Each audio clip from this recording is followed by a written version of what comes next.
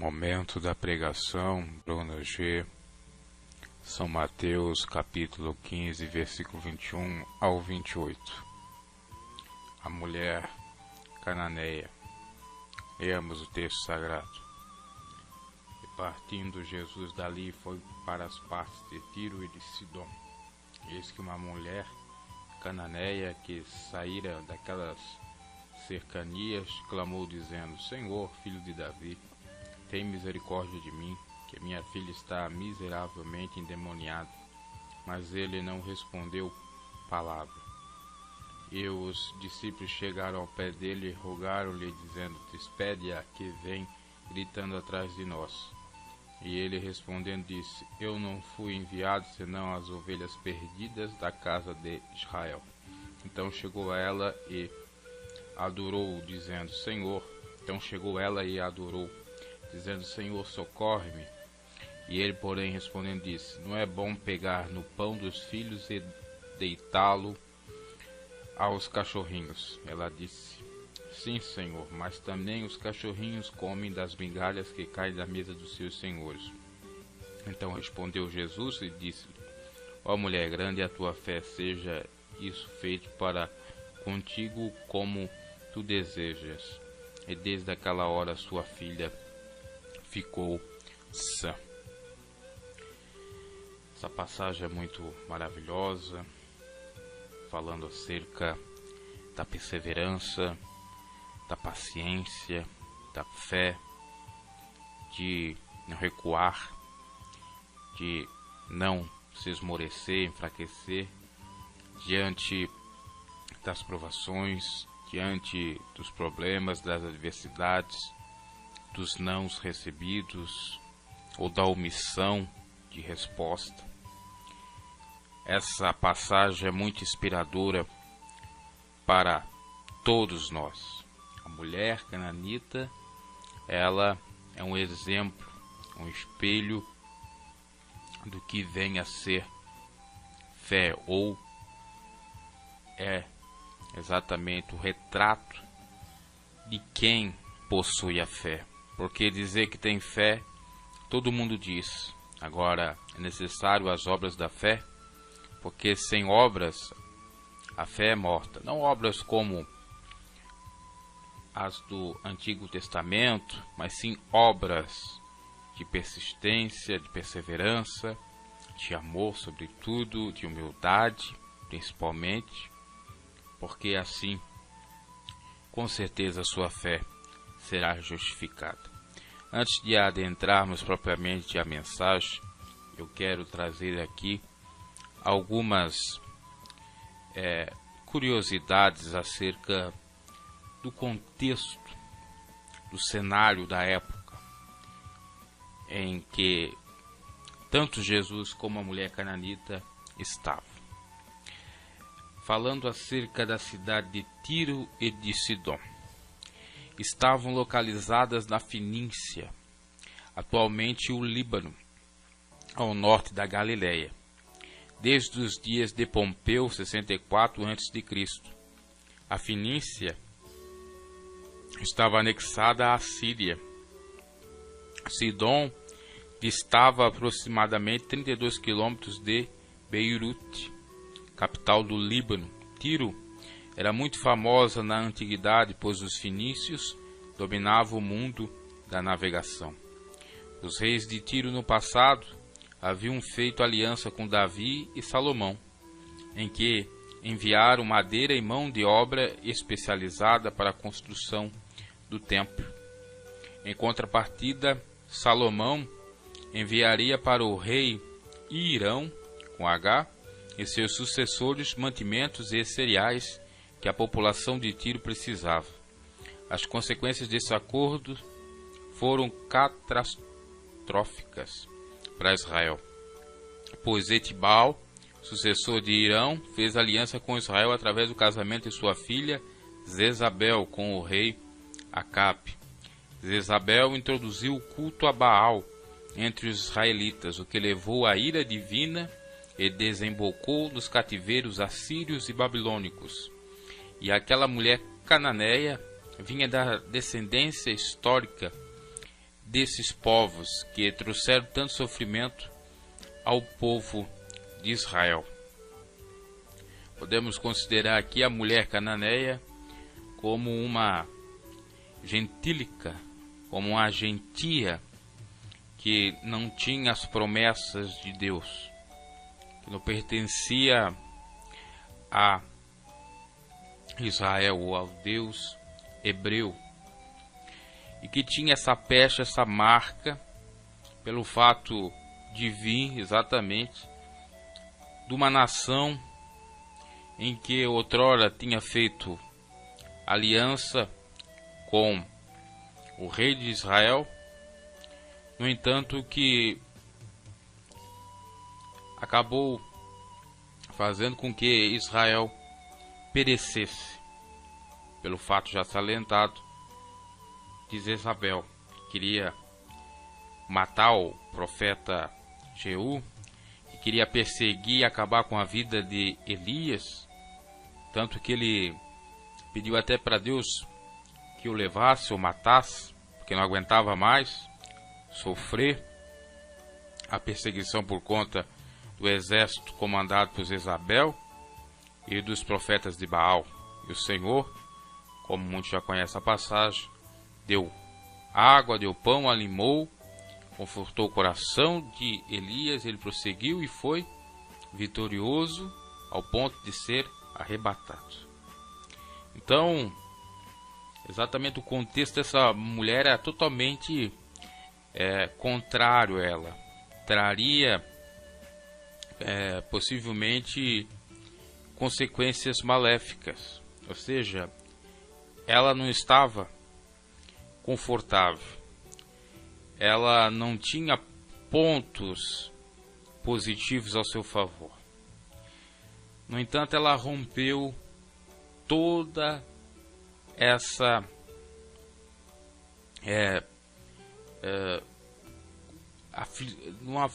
toda essa barreira, né, melhor dizendo. Ela foi corajosa, teve intrepidez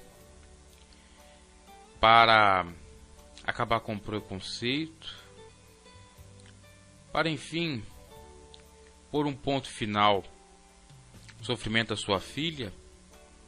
Ela se sujeitou a passar por todas as privações, humilhações, inclusive passar por essa que eu diria que seria a primeira etapa ou a primeira barreira, exatamente a da historicidade da sua nação com o povo israelita. Com certeza muitos judeus tinham preconceito e não gostavam dos fenícios, dos cananeus, não gostavam do povo que outrora parecia uma benção porque se aliou com Israel. No entanto, trouxe dissabores para Israel. Então os judeus pensavam, não gostavam, pensavam de uma maneira tão assim maléfica, do ponto de vista exatamente do preconceito, porque foi por conta do rei de Israel ter se misturado com o rei da Síria é que o povo israelita sofreu com cativeiros e pôde culminar também, por que não, no comando do Império Romano na época de Jesus. Mas isso não serviu de empecilho para a mulher. Ela chegou até Jesus, sabendo que Jesus era judeu, sabendo que Jesus era do povo que a condenara, ou que condenava todos os outros povos, principalmente esses que fizeram mal a Israel. Os meus caros, para todos aqueles e aquelas que diante de dificuldades, de preconceito, de pensamento ruim, não começam, melhor dizendo, a desvencilhar desses pensamentos, dessa prisão mental, porque acabo cada vez mais alimentando aquele ódio, aquela mágoa do passado, mágoa e ódio que nem era dessa pessoa, mas sim foi passando de geração em geração por conta dos pais que foram influenciando seus filhos a terem ojeriza, aversão a outros povos, a pessoas, né, trazendo a miúdos para os tempos odiernos que lhe fizeram mal. E é necessário vencer essa barreira, porque o diálogo é importante, o se humilhar é importante. É claro que a humilhação, quando ela é equiparada à escravidão, não é divina. No entanto, a humilhação, quando ela está pautada na palavra do Senhor, quando é para demonstrar que realmente a pessoa ela é simples como uma pomba e prudente como uma serpente, é válido e é necessário para dissipar todos os maus entendidos, todos os maus bocados de outrora, e assim passar uma borracha para ter, portanto, uma nova vida. E a mulher cananeia tinha o objetivo, a finalidade de alcançar a bênção da cura para sua filha.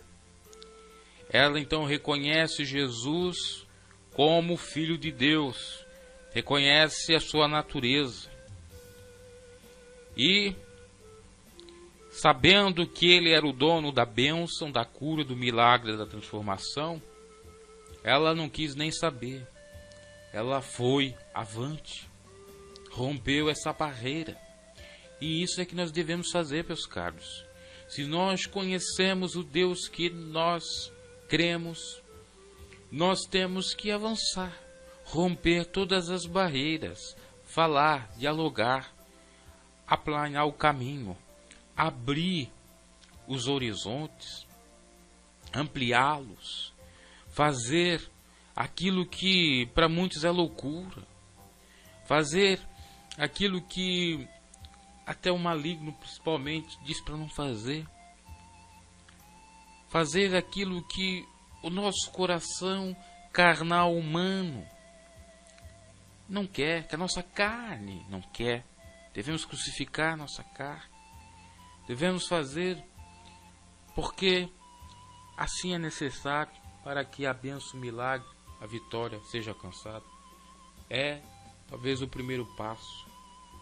Outras pessoas que têm conflitos com seus familiares e não querem fazer as pazes, ter um pensamento de amor, de fraternidade para com o seu próximo, principalmente com os seus, da sua família, porque aquele que não liga para os seus familiares é pior do que os infiéis. E chega ao ponto de nem pensar que um dia vai falecer, vai perecer, e que tudo é debalde, em vão, e o que de fato vale a pena é construir amor, construir amizade, construir de fato coisas boas, para que se deixe um legado, para que sirva de exemplo, para que honre a Deus, para que não se tenha uma péssima reputação, para que não fique mal visto, principalmente por aqueles que o conhecem de fato, pelos próprios familiares. Então, este, dentre outros exemplos, são necessários resolver.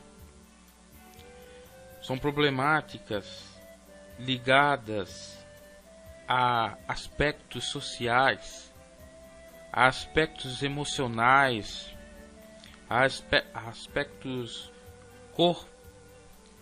comportamentais, até mesmo eu diria em outra área, lado corporativo, empresarial. Você sabe, eu não sei naquilo que você tem deixado a desejar, tem falhado, é necessário. Uma contenda, uma ojeriza, passada de pai para filho. Você nem estava vivo, você nem era ninguém, você não existia. Quando isso ocorreu, por que continuar? Você vai estudar a história, você vê muito disso.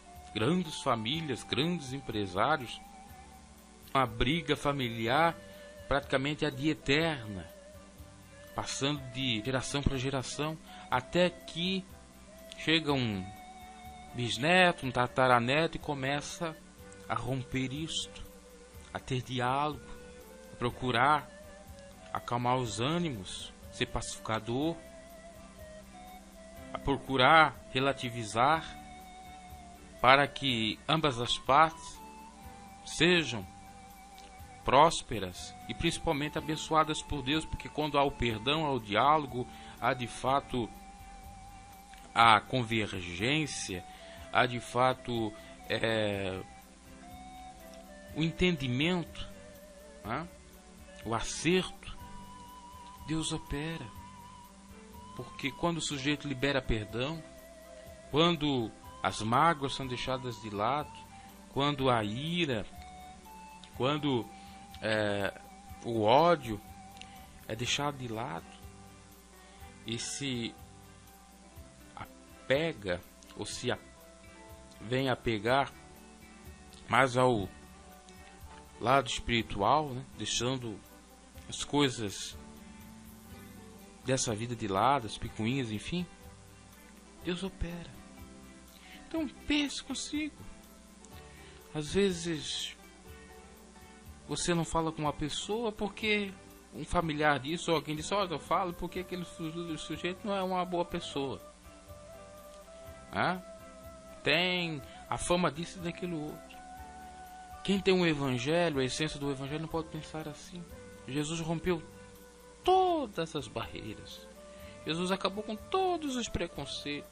Jesus escandalizava os religiosos da sua época, porque ele conversava com a meretriz, ele conversava com o beberrão, ele curava os leprosos, ele fazia milagres, maravilhas para pessoas que não eram benquistas assim para os judeus, como os samaritanos, etc. E nós temos que seguir quem? Jesus. Sei que não é fácil, mas é necessário esforçar. Sei que é necessário também equilíbrio, porque se você vai falar com uma pessoa e essa pessoa de fato não é um bom elemento, uma boa pessoa, é necessário cautela, para não dar muita brecha. No entanto, for necessário para acalmar os ânimos, o diálogo, falar principalmente do amor de Cristo, resolver todo o conflito, a guerra. Estamos pensando nesse sentido, meus caros. E principalmente pelo fato de nós sermos cristãos e devemos ser a luz do mundo, o sal da terra. De N formas. Às vezes são barreiras que você mesmo cria por conta da sua ideia estereotipada da pessoa, sua opinião formada acerca dela, e uma opinião até mal formada, porque a pessoa é maravilhosa e você diz que não é, e vice-versa. Então é necessário a essência do Evangelho estar nas nossas vidas, para que não cometemos isso. Os religiosos cometem esse apartheid, essa separação. Não, eu sou mais santo, você é ímpio. Não. Eu sou judeu, você é gentil. Não. Eu sou e você não. Para Deus não existe acepção de pessoas.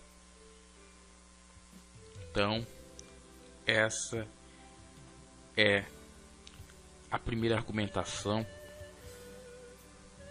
com relação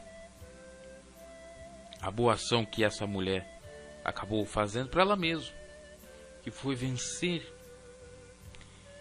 esse obstáculo, E é necessário nós vencermos esses obstáculos. Às vezes o obstáculo é a sogra, o sogro. Às vezes o obstáculo é a mãe, é o pai, é o filho, vice-versa. Às vezes o obstáculo é o patrão ou algum colega no seu emprego. Lembre-se que a guerra que nós temos é contra as hostes do maligno, contra as potestades e contra as autoridades malignas, e não contra a carne e nem contra o sangue. Os religiosos têm uma luta, uma resistência contra a carne, contra o sangue, né?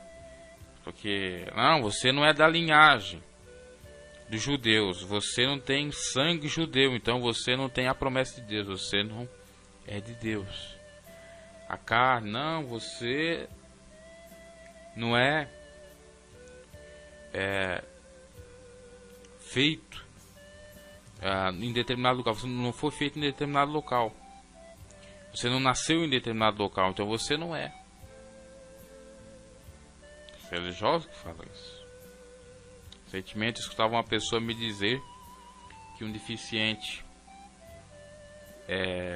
pouco mental, teria ali um leve retardo, seria fruto do maligno. Seria ele um castigo divino por conta de alguma desobediência de seus pais.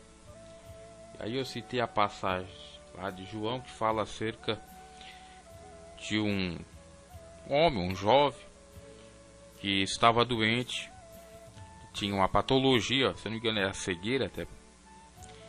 E os discípulos perguntaram, indagaram a Jesus dizendo: olha, ele está com essa doença porque os seus pais pecaram? Jesus disse: não. Ele está com essa doença para manifestar a minha glória. Essa é uma das inúmeras passagens, talvez essa é um pouco mais clara, em que Jesus rechaça a tese dos religiosos da época, fariseus e escribas, que condenavam os que tinham doenças. Porque segundo a tradição da lei mosaica, quem tinha doença realmente foi castigado por Deus. E era para ser deixado de lado. Tanto é que os leprosos ficavam à parte da cidade. Eram menoscabados, desprezados. E Jesus veio para romper tudo isso. Acabar com esses tabus, acabar com esses preconceitos. Jesus veio para o ferido. Jesus não veio para o são. Jesus veio para o ferido. Ah, não, é o pecado do pai e da mãe. Ora, quantos pecados que aí há? Quantos pais pecadores em que tem e acabam tendo, melhor dizendo, filhos sãos, perfeitos, sem nenhum retardo, sem nenhuma deficiência. Eu não quis entrar muito no mérito com a pessoa, porque ia ver que não ia dar em nada. A pessoa estava mais indo para a banda dos fariseus do que para o evangelho de Cristo. E interrompi a fala falando outra coisa. Mas muitos, infelizmente, pensam que nem essa pessoa. E ela é evangélica. Existem evangélicos e católicos que pensam. Assim também para católicos falando da mesma forma. Inclusive existem pessoas dizendo, isso até devido a opiniões, claro, e também falar de ambos os lados, tanto do catolicismo quanto do protestantismo, que possivelmente a geração de Caim seriam os negros, né?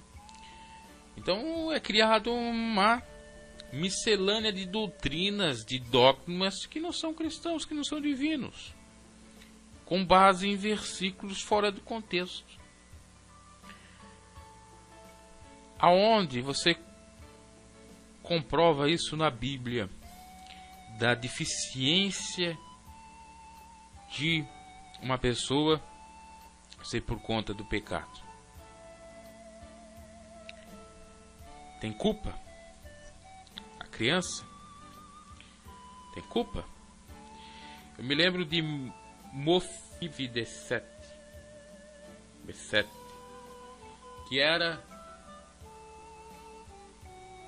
um parente, se não me equivoco, de Jonatas, ou até mesmo de Saul. Obviamente deve ser de Jonatas e Saul, porque Jonatas era filho de Saul, né? Em que Davi fez uma benevolência para este, que não tinha nem mãos e nem pés, não me equivoco, essa era a sua deficiência. Uma deficiência rara e complicadíssima. E aí? O que você pensa? Saul, teve culpa? E como foi o tratamento do rei Davi, que tinha um coração segundo de Deus? Não foi de acolher essa pessoa? Será que os deficientes que aí estão já não é permissão de Deus para ver como nós lidamos com essas pessoas? Para ver se nós os ajudamos, para ver se nós deixamos o ego e a arrogância de lado, pensando por sua vida. Devo agradecer a Deus por ter visão e por principalmente ajudar aquele que não tem visão.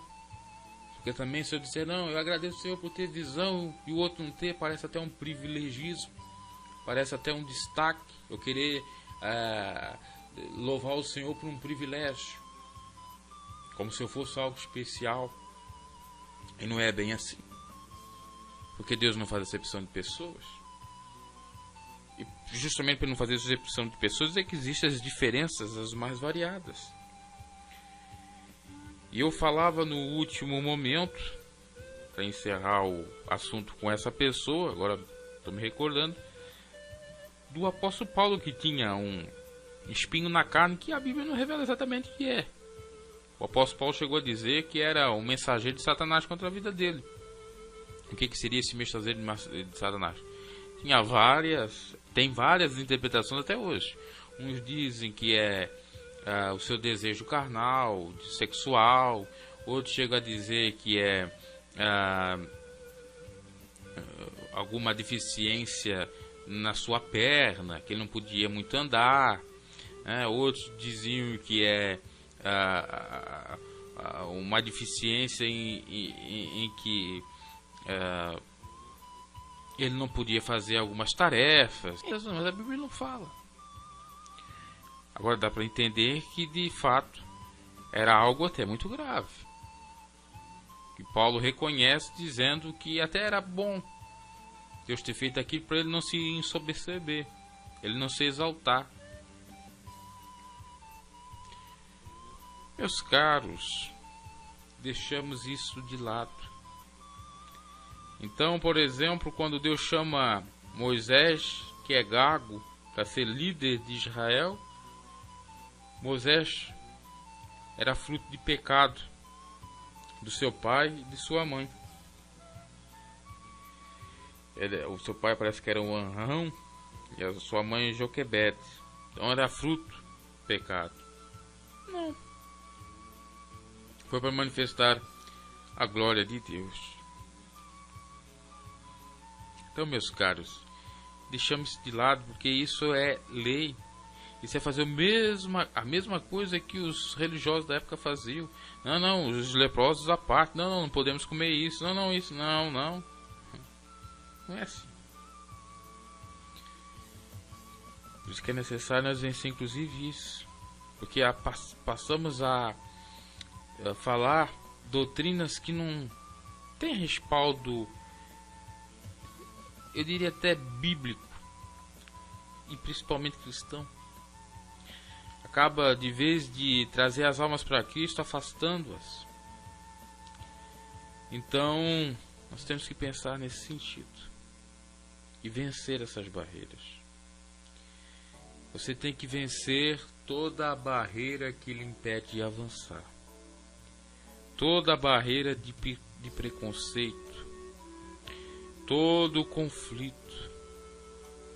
Fazer a política, entre aspas, da boa vizinhança.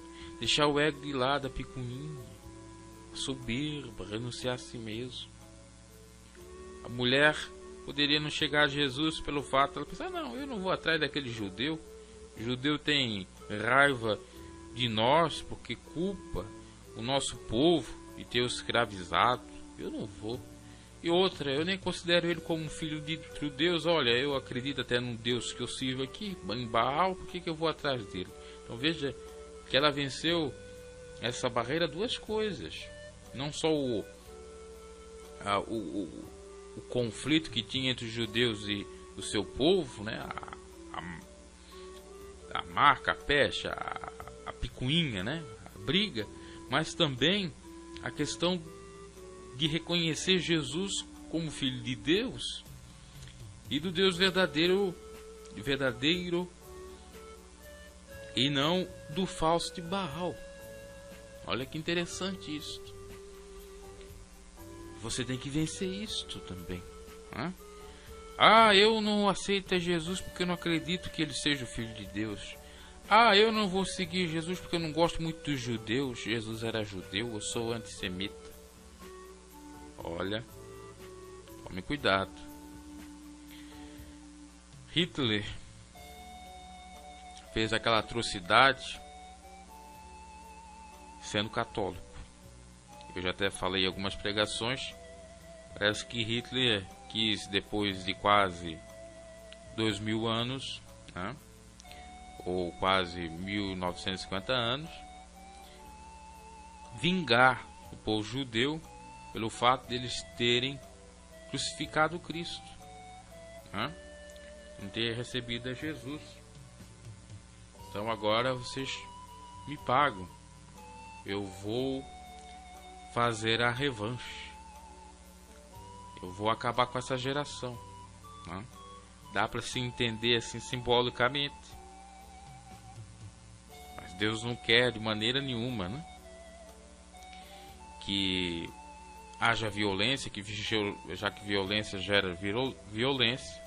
Se fosse assim, Jesus não tinha repreendido Pedro quando cortou a orelha do servo, ou do soldado, melhor dizendo, mal, mandando ele colocar. Então, pensamos nesse sentido, para sermos mais misericordiosos, procurarmos o amor, a paz, o diálogo, principalmente. E essa é digamos assim, a grande barreira inicial, né? Quebrar o gelo é necessário. Falar, tanto pelo fato de você verbalizar, pois isso lhe traz algum alívio, você solta o que estava guardando para fora, né? Isso é explicado pela psicologia como uma terapia, o falar, bem como você saber dialogar, conversar com a pessoa, ceder quando é para ceder, procurar convergir, aceitar, respeitar, enfim, tentar. E a mulher cananita fez isso. E saiu da sua cidade e foi até Jesus e clamava dizendo: Senhor, filho de Davi. Reconheceu Jesus como advindo do trono de Davi. E Davi que outrora tinha feito aliança com o rei Irão. Olha que coisa, né? Então ela reconhece: tem misericórdia de mim. Aqui ela reconhece a sua miséria. Primeiro, ela reconhece que Jesus de fato veio da linhagem de Davi e que ela tinha apreço por Davi, pelo reinado e pelo simbolismo do reinado de Cristo. Segundo, ela considera a sua miserabilidade, as suas falhas, pedindo misericórdia. E terceiro, ela conta a sua finalidade, o que é que ela desejava, o seu objetivo, que era que a sua filha fosse curada. Olha os 3 passos que ela usou. No diálogo, nós temos que saber se comunicar, porque não adianta nós tentar tentarmos, se não sabemos dialogar, porque será tudo debalde em vão, será teimosia em vez de persistência. E ela foi sábia, ela considerou Jesus, ela considerou pecadora, miserável, carente, encarecedora, ou encarecida, melhor dizendo, da misericórdia do Senhor. E assim, depois de ter dado seu preâmbulo, ela pede então a cura para sua filha. Nos dias atuais nós temos muitos cristãos afobados, afoitos, imediatistas, querem tudo aqui e agora, não sabem pedir de fato. A Bíblia chega a nos dizer que é para nos pedir, porque aquele que pede se dá, aquele que pede recebe. Jesus falou isso. No entanto, Santiago vai dizer que se pedis e não recebeis, é porque não sabe pedir ou porque pedis mal. E muitos cristãos não é porque não sabem pedir, é porque pedem mal. É porque estão tão afoitos que acabam atropelando as coisas, acabam querendo colocar a carroça na frente dos bois, e aí não funciona. Eu quero isso, Senhor, eu quero aquilo. Primeiro tem que analisar, é uma necessidade ou é um desejo? Se for um desejo, pode esperar um pouco mais.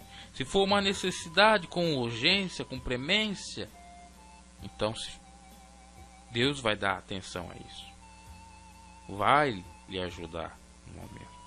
Então você tem que saber. Você sabe, por exemplo, que comer, que beber, que vestir é uma necessidade, e que para suprir essa necessidade é necessário o quê? Um trabalho. Então você pode pedir para o Senhor, e Ele sabe disso.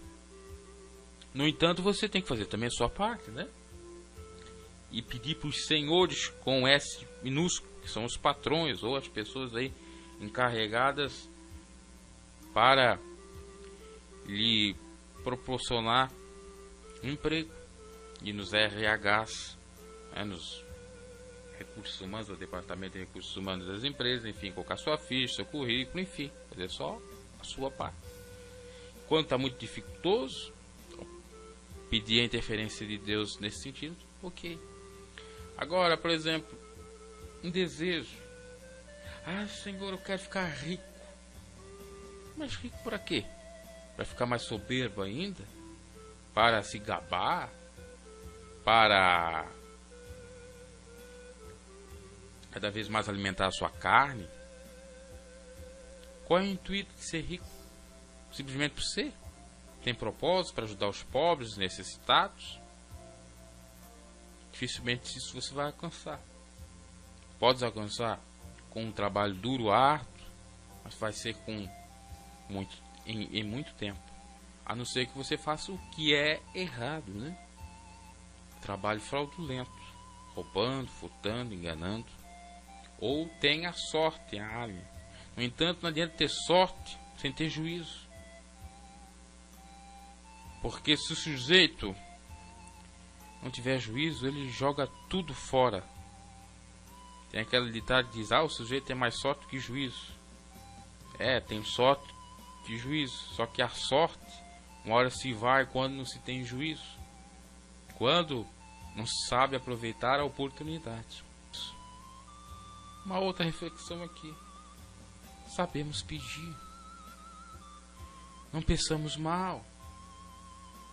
Seguimos a ritualística, a liturgia. Caminhamos com calma. Esperamos com paciência no Senhor. Não sejamos afoitos, intrometidos. Não sejamos pessoas que, de fato, não sabem chegar. Leia-se a intromissão, é não saber chegar, porque você pode ser até um pouco ousado, né? Um pouco atrevido. Quando, por exemplo, você vai falar com uma pessoa que é uma autoridade, né? Na Terra, uma pessoa muito conhecida e tal, e aí você tem que passar por secretaria, você tem que passar por vários departamentos, por burocracias e tal, para chegar até essa pessoa, tem que passar pelos assessores, e se você não der um jeito para falar direto com a pessoa, realmente seu recado não vai chegar. Então aí às vezes é necessário a sua intrepidez, coragem, atrevimento.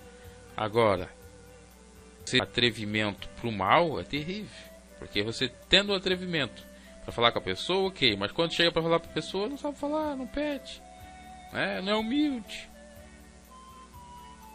E assim funciona o nosso com Deus, até muito mais, né? E nós estamos diante do Deus dos deuses, do Senhor dos senhores. Então a mulher já começa bem, com o pé direito, rompe a barreira da picuinha dos judeus com os sírios, fala que Jesus é filho de Davi, pede misericórdia, fala do seu problema. Mesmo assim, aí vem a aprovação. Jesus não responde nada, finge que nem ouviu. Isso não é dolorido?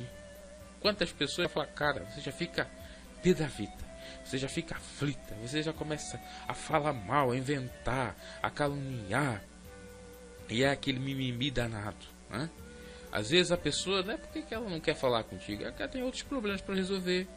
Às vezes ela está, entre aspas, no mundo da lua, pensando em mil e uma outras coisas, e não te enxergou de fato, ou tem outras prioridades e acaba então te desprezando, entre aspas.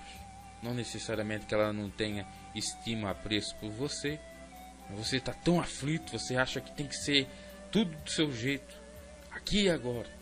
Então você já acaba falando mal e saindo, não quer mais falar com a pessoa. Mas a mulher cananeia fez diferente, ela persistiu, ela ficou ali. Pode ter ficado triste, mas ela foi persistente. É o que nós devemos fazer, meus caros, porque aquele que se humilha será exaltado. Não vamos recuar simplesmente por um não.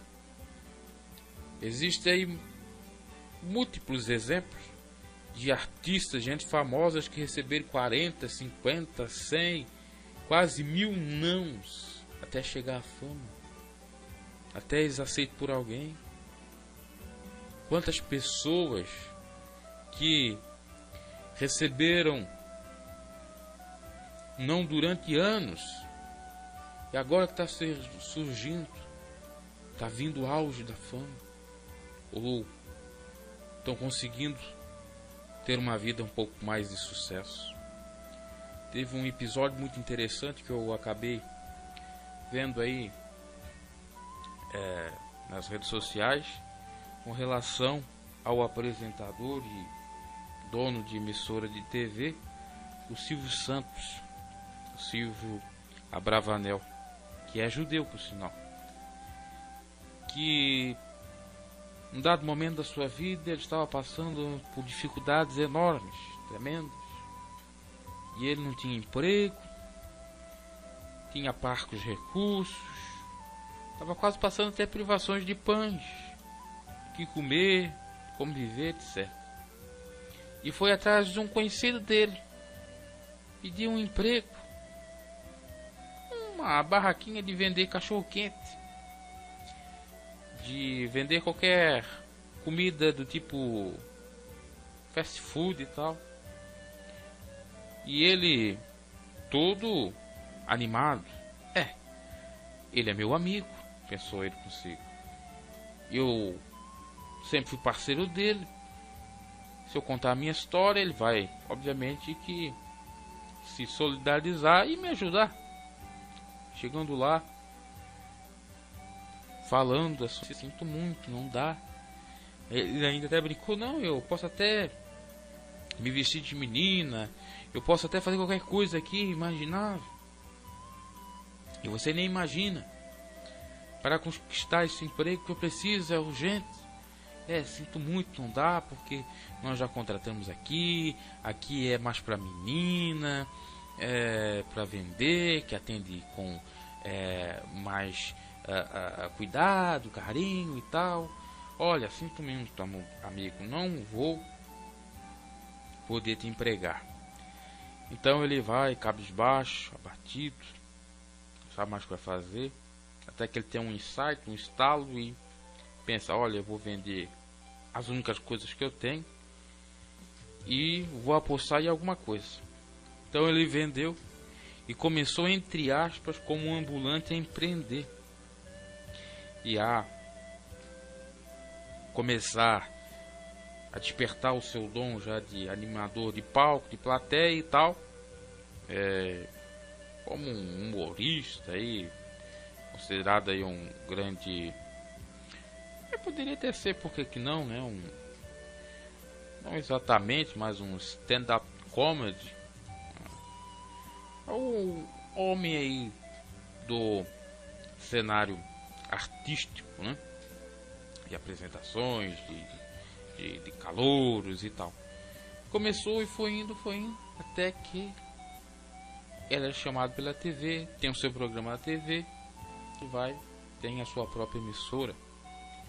E aí que acontece o fato curioso, que aquele sujeito que negou aquele emprego para ele no passado acaba em um dado momento procurando o Silvio, e o Silvio, pensando que ele ia falar com ele no passado, nada, veio pedir com urgência um emprego pro Silvio.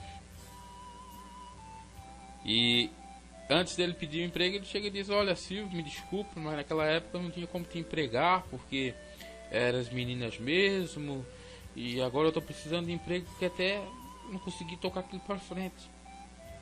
E o Silvio disse, olha, que nada, sabe de uma coisa? O que você fez foi a melhor, tirou da zona de conforto, você me deu autonomia, eu comecei a empreender por conta daquele teu não. Então veja, Silvio usou o não para o seu próprio benefício. E isso nós temos que usar. Nós temos que ter a resiliência para pensar positivo na hora do negativo.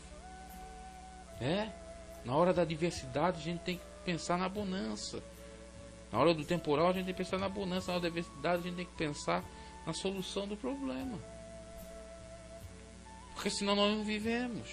Porque senão nós vamos nos desesperar ainda mais e realmente não alcançaremos os nossos objetivos. Então o não tem que ser interpretado com algo meio que é ruim e tal, mas benéfico. Seria como fosse um remédio bem amargo, uma amargosa para curar as dores no estômago, né?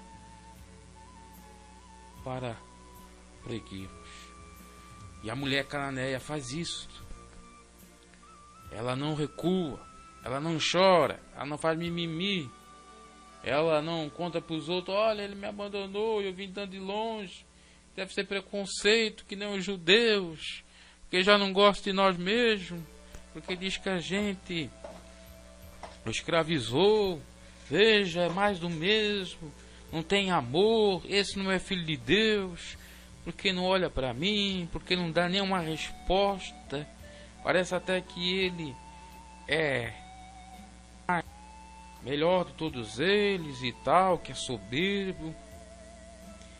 E os discípulos chegam a Jesus, rogam, dizendo, olha, despeça, que vem gritando atrás de nós, despeça. E os discípulos já com aquela, possivelmente orgeriza, aversão, porque sabia que ela era síria, da Síria, porque sabia que seus antepassados fizeram mal aos seus pais, seus ancestrais, e continuavam fazendo algum mal, né? Porque prosseguiu aí o sofrimento de Israel pela falta da independência, de ser dependente. Mas não foi nada disso, foi só o pecado, o erro mesmo de Israel de não servir e temer o Senhor. Mas tinha essa peste, principalmente os discípulos que não tinham o Espírito Santo de Deus ainda, que estavam só seguindo Jesus. Então eles ainda reforçam a ideia. Agora Jesus, ele não deu bola para ela, então ele é que nem nós mesmos. Então nós vamos falar para ele, olha, despeça que ela vem gritando, ui, isso aqui é caçada, essa gritaria, eu não quero isso. Ainda mais que ela é de uma outra banda, não é dos nossos. E nos discípulos, para ver se realmente eles têm preconceito ou não tem. Eu citei aqui aquilo da pessoa que me falou dizendo que a pessoa que tem, que um indivíduo que tem algum retardo mental é pecado dos pais. É esse tipo de provações que Deus permite para ver quem nós somos. Se nós somos preconceituosos, se nós somos do Evangelho ou somos do mundo, que tem um pensamento sempre de dividir, de diversidade, no sentido de não de respeito, mas de segregação, de separação, de privilégios, de elitismo, ou de uma elite, né? De prioridades, enfim. É isso. Nós temos que tirar esse espírito fariseu, o farisaico de nós. Eu sou melhor porque eu sou perfeito. Eu sou melhor porque eu dou o dízimo. Eu sou melhor. Paramos com isso. Todos têm o mesmo valor diante do Senhor, que nossas almas são preciosas. E ele respondendo, Jesus disse: eu não fui enviado senão as ovelhas perdidas da casa de Israel. Aí ele responde os discípulos dizendo: olha, não é bem assim como vocês pensaram, eu não sou igual a vocês não, que tem aversão ou geriza pelo fato de eles terem causado mal no passado. Eu passo uma borracha nisso tudo agora, até porque águas passadas não movem moinhos. Eu vim foi para os perdidos, são achados. Eu não vim para os sãos, eu vim para os feridos. Eu vim para esses também, eu vim para os gentios, eu vim para aquele que quer me aceitar, independente de onde ele está, ou quem ele é, ou quem ela é. Nessa hora os discípulos já ficaram escandalizados também, como ficavam os religiosos da época, que os discípulos andavam com Jesus, mas não conheciam muito bem Jesus. Achavam que Jesus era parecido que nem eles, ou que não era tão filho de Deus assim como pregava. Então essa é a resposta para os religiosos e para os falsos discípulos do Senhor, pseudos seguidores de Jesus. Eu não fui enviado senão as ovelhas perdidas da casa de Israel. E aqui a casa de Israel representa, é um simbolismo que representa não só a nação de Israel, não só os países ou nações pertencentes ali a Israel, mas todo o globo terrestre. Israel metafórico, que se configura em igreja. Então ele veio para as ovelhas perdidas da casa de Israel. Quando ele fala casa de Israel, fala de quê? De Jacó. Quem foi Jacó? Usurpador, enganador. O próprio nome dele quer dizer isso, suplantador, enganador. Porque ele enganou o seu irmão, fazendo ele vender sua primogenitura, Saul, para ter direito. Quem era para ter o nome de Israel, entre aspas, ou até outro nome, e formar a nação, era Saul. Aí foi enganado por Jacó. E aí você pensa, o avô de Jacó, Abraão, onde que ele veio? De Ur do quê? Dos caldeus. Tá. Jacó veio da onde? Veio de outras terras longínquas. A descendência de Israel passa, não pela nação de Israel, passa por outras nações. Quando Jesus fala aqui que ele vê as ovelhas da casa perdida de Israel, não está dizendo necessariamente a nação, os da nação, falando a todos aqueles que representam Jacó simbólico, da descendência de Jacó, daqueles que conviveram com Jacó,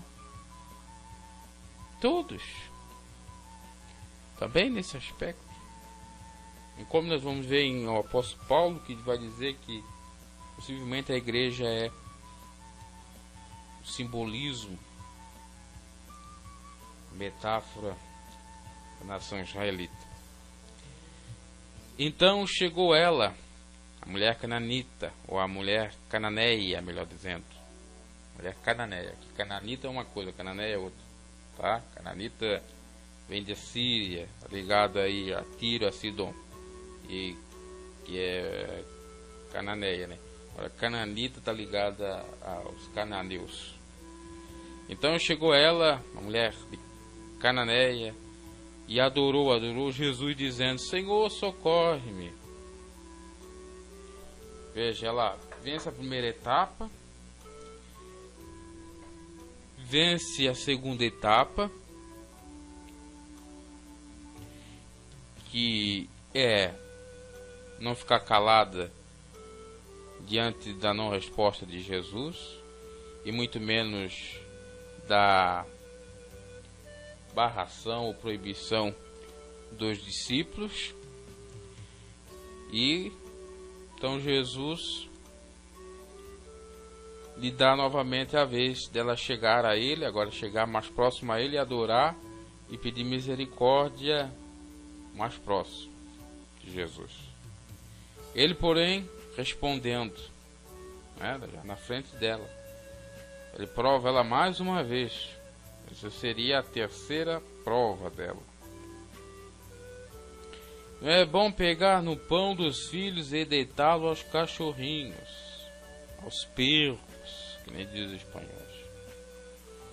E ela disse: sim, Senhor, mas também os cachorrinhos comem das migalhas. Então ela se coloca na posição dos animais, entre aspas, de estimação dos pais ou das famílias, e pede misericórdia, e mostra aí que de fato ela é humilde, porque o que Jesus falou foi forte. Dizer que ela não teria direito, porque só os filhos têm direito a comer o pão e não era lícito dar aos cachorros. O que Jesus está querendo dizer? Que o pão da vida, que era o próprio Jesus, era só para os seus, era só para os judeus, era só para o povo israelita, a nação israelita. E óbvio que ele não queria tanto humilhar ela, queria ver até onde ia a sua fé. E ela, ao falar que Senhor, tá, mas também os cachorrinhos comem das migalhas que caem da mesa dos seus senhores, ela revela também aí a missão salvatícia ou salvadora de Jesus para os gentios. Porque ela disse: os judeus sim, pode ter promessa, viesse para eles, mas também um pouquinho para nós aqui, os gentios. Come das migalhas que caem da mesa dos seus senhores. A palavra cachorro está ligada na antiguidade, na época de Jesus, a algo como imundo, né? Tanto é que São Pedro vai falar que aquele que desvia do caminho, como fosse um cachorro que engole o seu próprio vômito. E Apocalipse fala que ficarão de fora os cães. Não eram os cães, mas sim a representação desses animais. Há pessoas que de fato são igual ao animal, né? Ou até, claro, obviamente, em alguns casos, pior, e até chamar eles de cachorro seria uma ofensa. Mas quer dizer no sentido da irracionalidade do próprio animal, né? Da imundícia, dele comer o seu próprio vômito, às vezes comer a sua própria estupidez, assim, e a raiva, enfim, todas as características de um cachorro, né? Até hoje ainda a gente escuta essa expressão quando a pessoa quer xingar a outra, seu cachorro. A pessoa que é o cachorro é que não tem coração, que não tem sentimentos bons, emotivos, que tem sentimentos perversos, um coração endurecido, enfim, está mais ligado à questão de não ter coração, de ser uma pessoa que de fato não tem misericórdia. Isso estava associado aos gentios, porque na cabeça dos muitos religiosos, os gentios é que fizeram eles pecar o Senhor e perder a bênção do Senhor. Mas não foram. Foram eles próprios que deram lugar aos deuses dos gentios para pecar. E foram eles mesmos que quiseram, que foram. O que aconteceu é secundário. Eles ter ido junto a eles. Porque quando a pessoa está no caminho do Senhor, ou no caso de Israel estava na promessa de Deus, tem que continuar. Não há nada que estire, não há nada separado do amor de Deus. É bem como está na presença do Senhor, não tem nada que dar ouvido à voz da serpente. Então, meus caros, aqui a mulher se considerou a pior das piores mulheres, uma cachorra. Aí nós temos, por exemplo, no Brasil ou na língua portuguesa, a expressão cadela. Quando se fala de cadela, né, ou até mesmo de bucica, é ofensivo. É uma mulher rameira, uma meretriz, uma pessoa indigna, malfamada, né, de má índole ou de pouca reputação e tal. Então ela se considerou assim. Olha, Senhor, eu não sou digno, eu sou um cachorrinho, eu sou imunda, eu não sou nada, eu sou a pior de todos os seres humanos.